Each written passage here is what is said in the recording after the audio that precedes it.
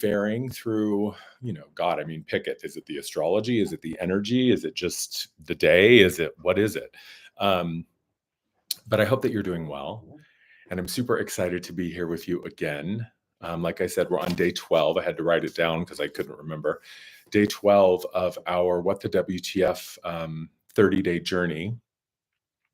And for those of you who are new, if you would like to participate in the chat on the live stream, all you have to do is become a subscriber. You just click subscribe and then the live chat opens up for you. Hi, Pixie. That's just how I have it set, to hopefully protect some of the spam bots that like to get into the chat and wreak havoc. Oh gosh, it seems like I'm like starting and stopping. Oh, that's weird. Am I having like weird connection issues today? Anyway, hopefully, hopefully this is streaming okay. If you can hear me and see me okay, give me a thumbs up to let me know. It says that I'm connected, but we've been having some weird internet issues.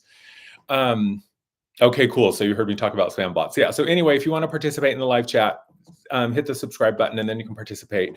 Not necessary though. If you just want to observe, you can do that too. Here we are. Hi, Kenny. Hi, Sophia. Day 12 of our 30-day journey. What I love so much about this is there's no agenda. There's no expectation. There's no requirement. We just get to show up. I just get to show up. I don't have to be an expert. I don't have to be a teacher or a leader or a guide or an author, although those are all things that I, would claim for myself, certainly as part of what I would put on my name tag. But I just love that we can simply be here. And I think that, hey, Candace, hey, Aaron, I think in these times when it is so often challenging to find a place where we can just be, and it doesn't have to be an argument. It doesn't have to be a contention. It doesn't have to be adversarial. Like, I don't have to prove anything. I don't have to defend anything. I don't have to be right or wrong. I just get to be. I just get to be with my fellow humans, and we get to do our fellow human thing as we're figuring it out all together. And we just get to let go of all of the agendas and all of the identities and all of the persona and all of the belief of like, oh, I have to show up with something. Oh, I have to offer something. Oh, I have to be, I have to do. But you just get to breathe and just chill, just be, right? Like, how many places in your life, in your world, are you able to simply just arrive? And you're welcome. The door is open. You don't have to prove anything. You don't have to share or show anything. You don't have to pay or offer anything. And that's what I'm really loving about these gatherings, is that there's no expectation and there's no requirement. And, things are just kind of all over the map right now. And so what I've been finding in my private client work and my sessions, which, by the way, through the end of April, all of my one-on-one sessions are on discount. So use code SPRING20 at checkout. The link to my booking calendar is in the description. Use SPRING20 and you'll get 20% off your session, except for the mentorship. But everything else is on discount through the end of the month. One of the things that I've been really butting up against a lot, not butting up against, that sounds like I'm banging my head against the wall, but one of the things that I've been really experiencing and seeing pretty much across the board, right? So I have tarot readings, which are just like they sound. I have a deep dive session, which is kind of a combination of like intuitive conversation and energy work. And then I have this new Pleiadian light circle healing that I've started doing the past couple of months, channeling this beautiful group of Pleiadian beings. And all of them have their own flavor, and it's interesting. All of them have their own vibe, but all of them, the joy for me is that I get to witness at least a sort of a slice of what's happening collectively through my client work. And one of the things that I've often seen is that clients come in batches, right? So I'll get like a group of clients for several weeks or months that will all be kind of in the same vibe or getting the same message or getting the same insight, or at least that's how it used to be when I was doing a ton of client work. I'm still seeing that show up. And one of the things that I'm seeing consistently is what I've just started to call like when we're gaslighting ourselves. Now, I want to pause for a quick moment to talk about my definition of gaslighting. There's all sorts of definitions running around about the word of gaslighting, and I think it's become one of those words that we love to throw around. Like anytime we feel uncomfortable or anytime anything challenges us, we just say, "Oh, you're gaslighting me." Well, maybe, but not necessarily.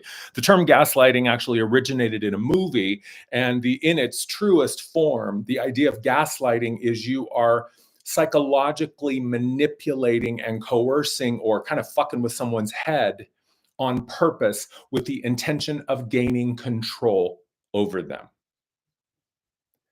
That is the piece that we often miss about the concept of gaslighting. It is its purest state, and the definition that I run with is that it is an attempt to control somebody. So you're literally and intentionally and on purpose undermining their psychological stability and well-being so that you can be in control of them. That's what a cult leader does. That's what a politician does. That's what a lot of religious individuals do. I am in no way, shape, or form interested in controlling anybody.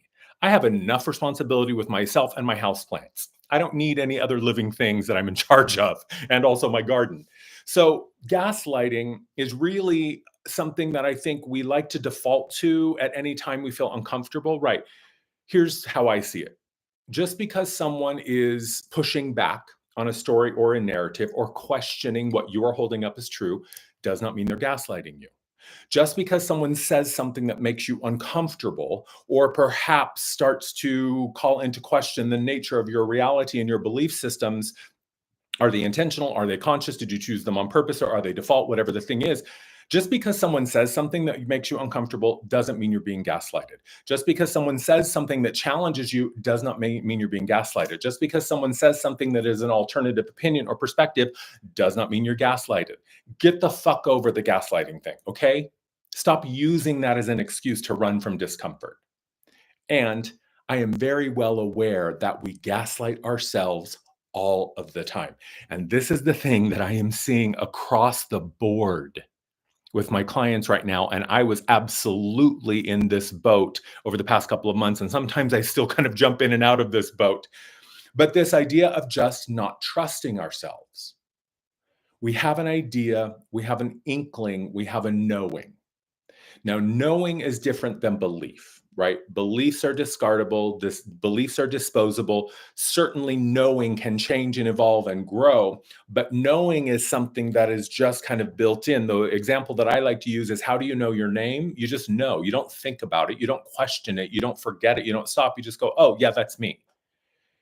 So, the idea of gaslighting ourselves, calling ourselves into question, diminishing our own desires, second guessing ourselves, kind of minimizing ourselves, bullying ourselves, beating ourselves up, whatever we do, there is this thing that I'm seeing across the board. And like I said, I was absolutely in that boat where it's this very clear, simple knowing. It's like, oh, yeah, that's who I am. That's what I do. That's what I want. And then for whatever reason, and there are a million of them, and we could talk about those reasons, but that's not today's conversation. And then for whatever our reasons are, we start to erode that. We start to question that. We start to doubt that. One of the things, and I'll give you an example. One of the things, well, I think Pixie's sharing that she's been struggling with this one, but she's not sure why. I think it's the cognitive dissonance that we are all collectively experiencing. The version of events that we have been sold, the crafted, curated, manipulative narrative that has been sort of the large, broad strokes context that all of the humans or the majority of the humans have been living underneath is just not true. It's false. And so mentally and psychologically, as we begin to see, like, oh my God, everything that I've ever been told about the reality, about myself, about God, about the world, or whatever is not true. It's been manipulated, it's been corrupted. I'll give you an example. Recently, I had a client, this is a couple months ago, who she's in her 50s, and she just found out that the man who she believed was her biological father her whole life was not. Her mother lied to her stepfather lied to her, the rest of her family members. Like, imagine the paradigm shift in your life if you found out that who you thought was your father was not, and that everyone in your family had been actively and intentionally deceiving you. That's kind of what we're doing on a collective global scale, but it's not just one relationship that's in question. It is all relationships in question, our relationship with ourselves, our relationship with our family, our relationship with the institutions at large, our relationship with the truth, with religion, with money, with politics, with beliefs, with science, with biology, with all of it has been tainted. And then what do? We don't trust ourselves. And I understand why we do this. I grew up as a person, as an individual who just naturally, my energy has a tendency to kind of vibrate at a really, really high level. My energy has a tendency to kind of make things a little bit. mm, Here's what I said. I said this recently. If there's something that's about to break and my energy field enters that space, it will break. That's just what my energy does. So, relationships, plumbing, stuff, things, physical stuff, ideas, concepts, just in general, my energy is disruptive. That made a lot of people really uncomfortable throughout my life. I didn't know up until probably the past 6, 7 years that that was kind of what my field did. It just radiates a frequency that anything that is untrue or false just cannot stand. Yeah, radiant, it's what I said recently. Truth is its own dagger. You don't need to jab it in, you just need to present it. Anyway, I made a lot of people uncomfortable. Adults, kids, peers, you name it. My presence just makes people a little edgy. So, my whole life, I heard, you're too intense. Be softer, be gentler, be kindly, be kinder. You're too direct, you're too harsh, you're too this, you're too that. So basically, so add that to the fact that as a queer person growing up in Wyoming, and I'm not asking for sympathy here, I'm not asking for, and I'm not trying to beat a dead horse and resurrect an old storyline. I'm just trying to give you an example of what I'm talking about. So for years, basically, it was implied that just kind of who I am was too much. Either it wasn't enough or it was too much or it was too this or a little less that. I mean, it was just basically, I had been told my whole life that I am just too much, even by my family. Oh, be softer. Oh, be gentler. Oh, be kinder. Oh, and I just got so sick of and tired of hearing it that I started to do that in an attempt to just be able to be without being questioned, without being challenged, without being pointed out, without being excluded. I just got fucking tired of it. So I started to abide by what everyone else was telling me. I started to cut off my rough corners. I started to get quieter. I started to bite my tongue. I started not to say things. Now, I'll be the first person to admit that I actually have really gotten a lot out of the introspection that came as a result of minimizing myself, because there are times when I could have been a little softer. There are times when I can be a little gentler, lead with compassion rather than directness, lead with allowance rather than, sort of confronting. My energy is just kind of confronting. I also know that that is my medicine. In my practice, I'm going directly to the truth. I am not interested in your stories about how you're a piece of shit. I understand if you tell them, and I have compassion for you believing that, but it's not true. And I'm not going to fucking hang around in that story with you. So when you work with me, I'm going to directly reflect to you the truth as you see it from your higher perspective. My point here is it took me a long time to own my medicine. What is my medicine? Me. What is your medicine? You.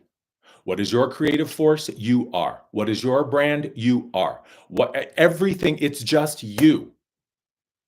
You don't have to have an agenda. You don't have to have a performance. You don't have to have a thing. Now, it's nice to have performances. It's nice to have products. It's nice to have things. I'm not saying not to do that. My point here is that what I am seeing over and over in my client work, especially with other practitioners, because that seems to be who I'm working with a lot lately, is other practitioners, other healers, and all of them are in some way going through the dissolution of this old erroneous belief that they somehow had to show up and sing for their supper. The truth is, and I include myself in this, when we operate from a place of truth, when we operate from a place of centered connectedness to who we know ourselves to be in any given moment, our, our medicine just radiates. You don't have to do anything but walk into the room. It's the same thing with my clients. People ask me all the time, "What do you do? Are you a healer? Do you do Reiki? Do you do this? Do you do that?" And I say, "Yes, I it's not up to me what happens when we're in a session. I am the vessel. I am the instrument." Right? For those of you who played an instrument, right? Like a wind instrument, brass instrument, you have the instrument, that's the thing, but that is not the thing that makes the sound. What makes the sound is the breath of the player moving through the instrument. And then the audience, the receiver, receives the sound. It's the same thing. You are the instrument. I am the instrument. It is spirit that moves through me to animate and activate whatever it is that wants to be shared, spoken, felt, etc. But it's not up to me to decide what happens. I have no agenda. I cannot be invested in your well being as a client of mine because it's not up to me. My job is to open the door. My job is to help you find the keys. My job is to give you a shovel so that you can dig yourself out. But my job is not to do the work for you. But for a long time, I didn't feel like that was enough. I felt like I had to perform. I felt like I had to earn. I felt like I had to prove. And I did my best to prove. But in the end, and this is for anybody who is a practitioner, I'm also seeing this. I have several clients who are artists, a poet, a fine artist, a sculptor, a couple of several clients who are in the artistic realm and they make their living this way. They too are finding changes with their voice, like what wants to come through them. The muse is different. So trust yourself.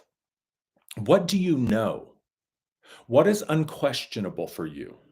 What is absolutely without fail something that you just know right now to be true? And it's okay. You can make allowances for the truth to evolve and shift. You can make allowances for your beliefs to change, or fall apart altogether, or incorporate new ones. So it's not like it's a stuck thing, it's one and done. You are a living, breathing aspect of spirit itself. We are always in a state of becoming, we are always in a state of expansion.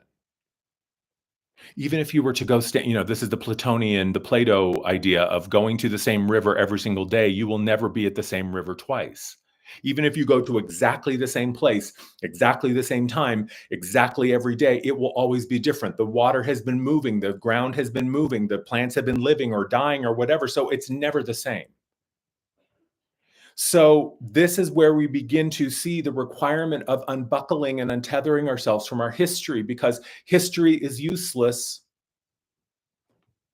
It's useless. It can show us some things. It can, illuminate some things. But if you're asking yourself how to do the thing that you've never done before, you're not going to find that in the mind, right? I've said this a million times. Trying to get what's next out of the mind is trying to get your email from a calculator. The mind is not built to do that. The mind can only do two things. It can experience what's happening now, and it can focus on what has happened. It has no frame of reference. It has no understanding. It does not have the functionality to see beyond the past or the present. It is impossible. It's like trying to get your email through your calculator. It's not what it was built for.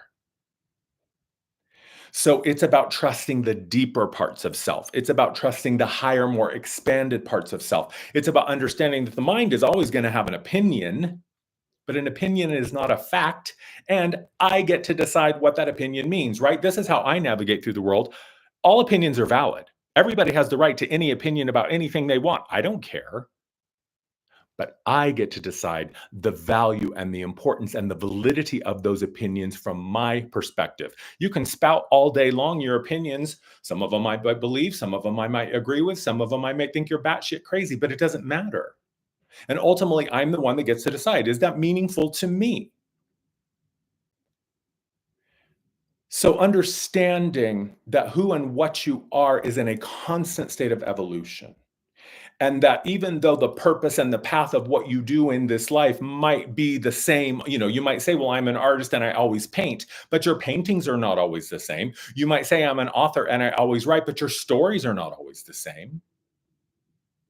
So allowing ourselves to evolve, to grow, to shift, to morph. And the beauty of it is, and I've said this a lot recently, what you are never changes. Who you are changes from moment to moment, but what you are, the core of truth, always sustains. It's always consistent and it's always the same. So everything else is just putting on a different outfit, putting on a different costume. But I'm seeing this over and over again. And I think it's actually really exciting because I think where we are is we're finally ready to break with our past. I understand the challenge of allowing yourself to move into a new iteration of yourself or your identity, right? That happened to me when I changed my name.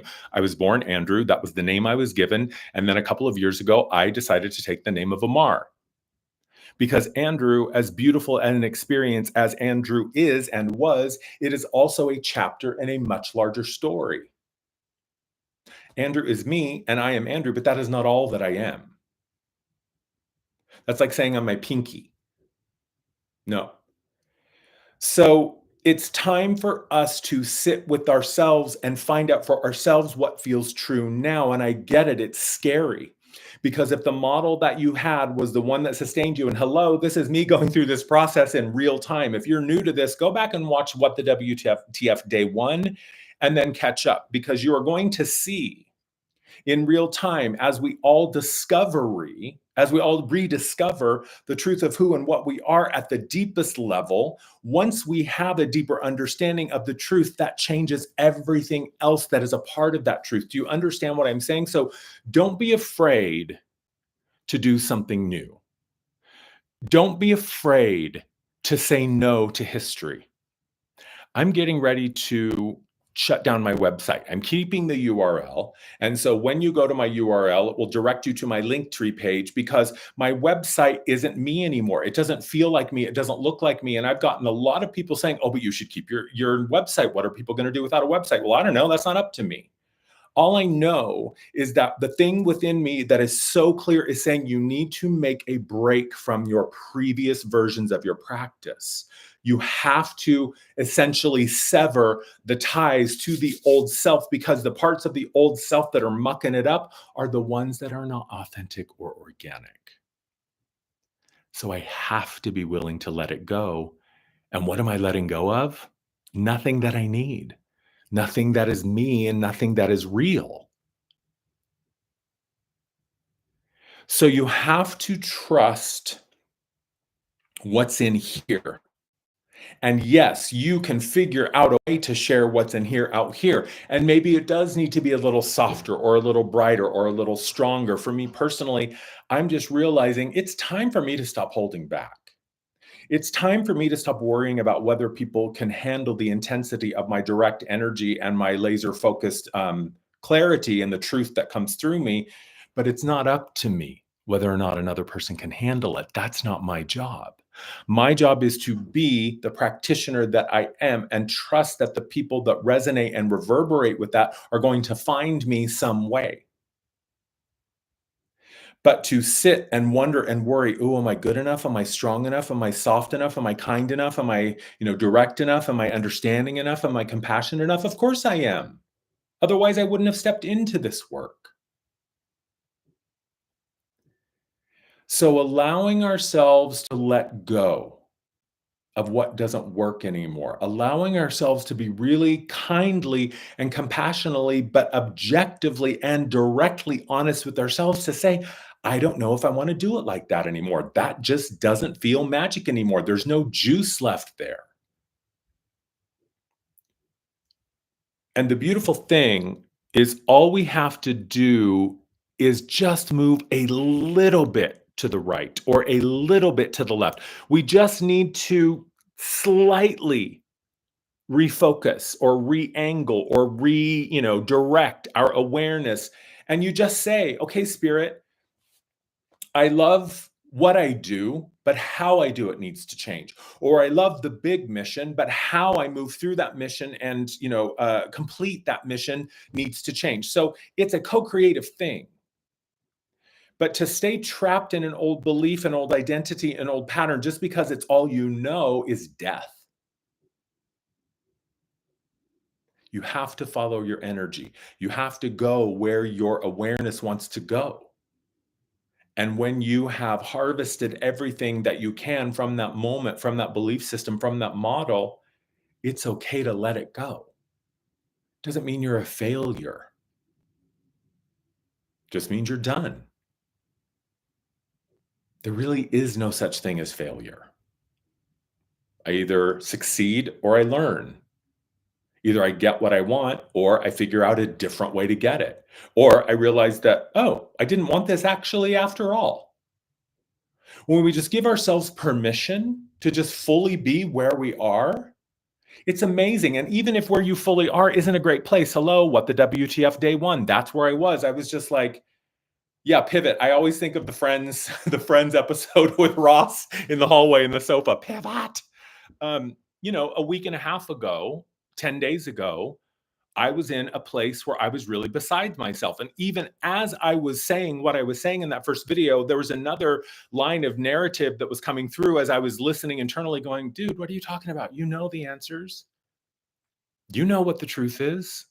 You know what all of this means. But what I needed to do in that moment was just allow myself to be perfectly honest, perfectly okay, and perfectly present in that moment. And so that's why I hopped on that day, just to say, hey, this is where I am, but that's not where I am right now. That's not where I am every day. Right. So when we give ourselves permission just to fully accept where we are, then the struggle geometry immediately collapses.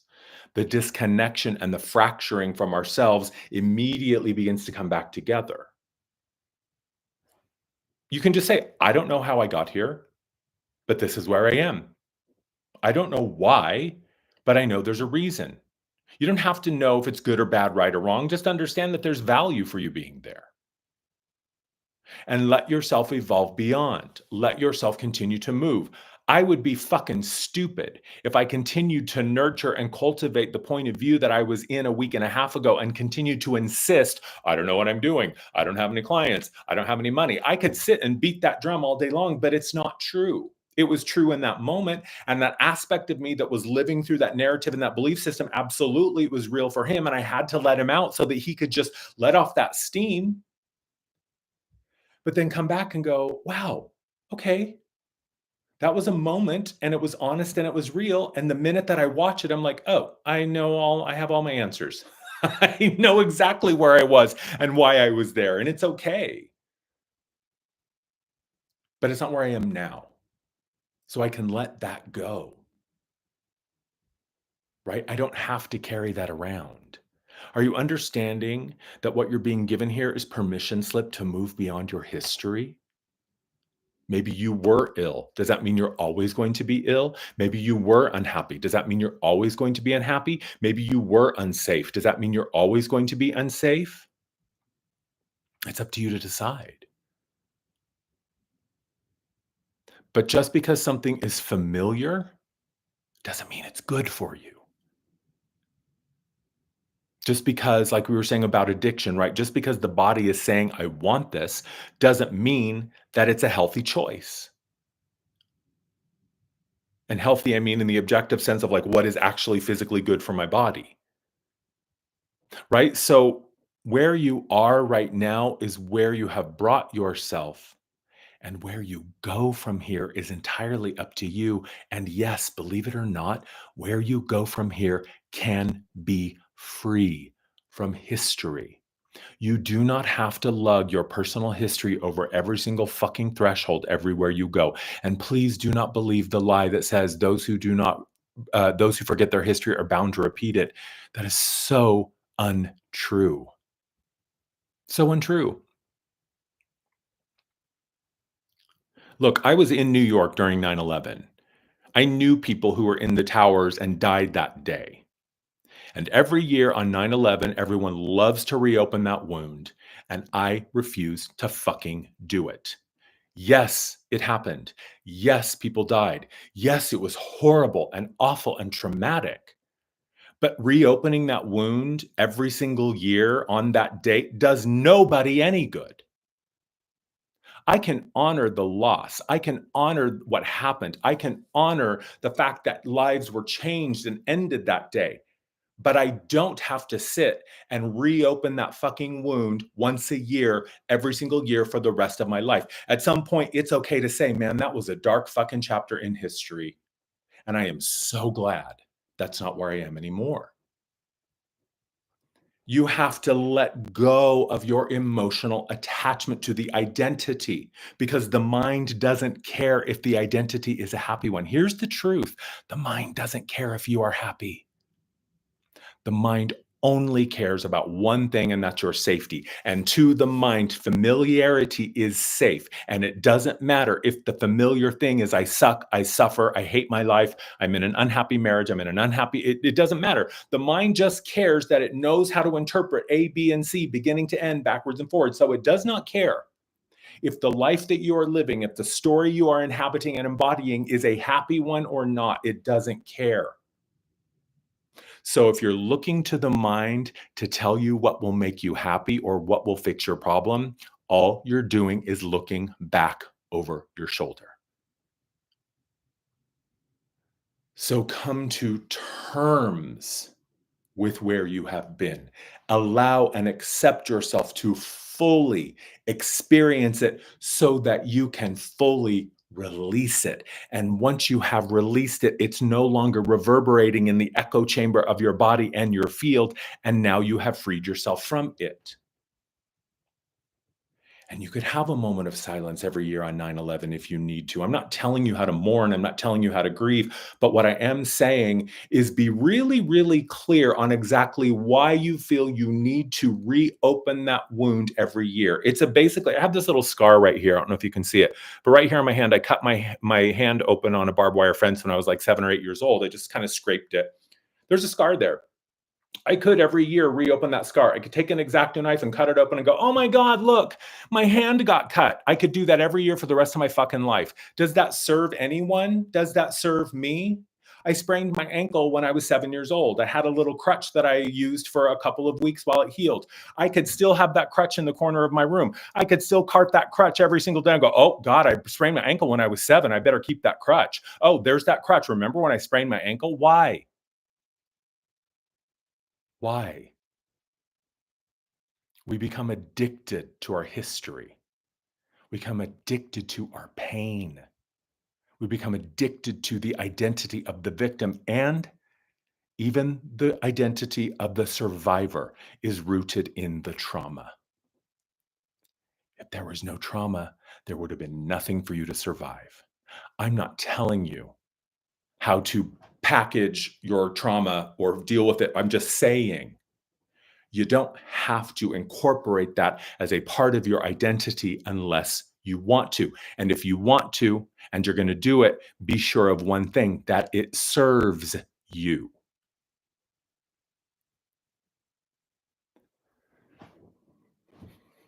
Because it's up to you. It's up to you. So it's okay if you don't know. It's okay if you're nervous. It's okay if you're afraid. It's okay if you're excited. It's okay, whatever. But to sit and to insist that the way that it's always been done is the only way it can happen is to choose one potential out of an infinite number of potentials. Do you want to live in a world where there's only one flavor of ice cream? No, and you don't.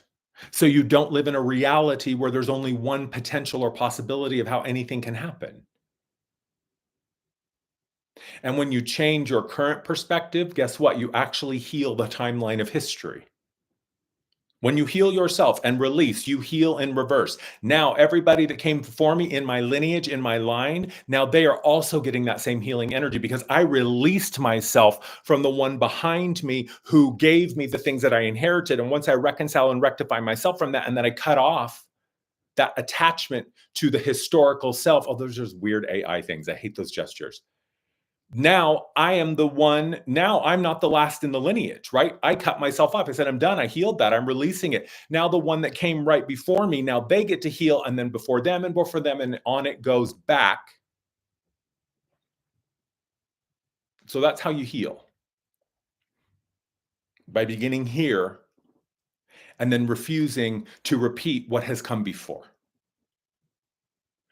So if you want to live in your history, you can, but you don't have to. If you want to identify yourself by everything that has happened, you can, but you don't have to.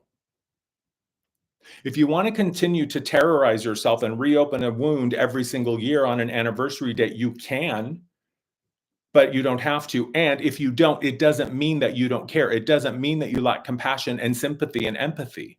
It just means that you understand hanging out in history and cutting open old wounds every single year on the same date isn't doing anybody any good.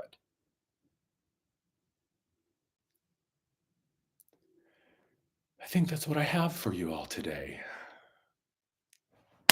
Thank you, as always, for hanging out. Ooh, next week, next Sunday, the 28th, Pleiadian Light Circle group healing event. It's on the community tab here on my YouTube channel, or you can click the link tree and it's on there as well to sign up. It's going to be so amazing.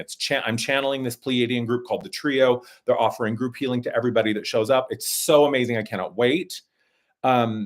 Reminder, spring 20 is the discount code to use at checkout on my booking calendar if you're interested in booking a session. Instagram is Amar Energy. Like, share, and subscribe. Create shorts, create reels, send them out. Let's just pollinate the world with all of this goodness that we are cultivating together. Let's keep this momentum going. Love you all. I'm starving. I'm going to go eat breakfast. Have a fabulous day. Yeah, it's only $12. Hello, $12. That's 2 cups of coffee. I promise you, you can let go of 2 cups of coffee this week so that you can hang out in the Pleiadian Light Circle. Okay, that's it. Love you all. See you later.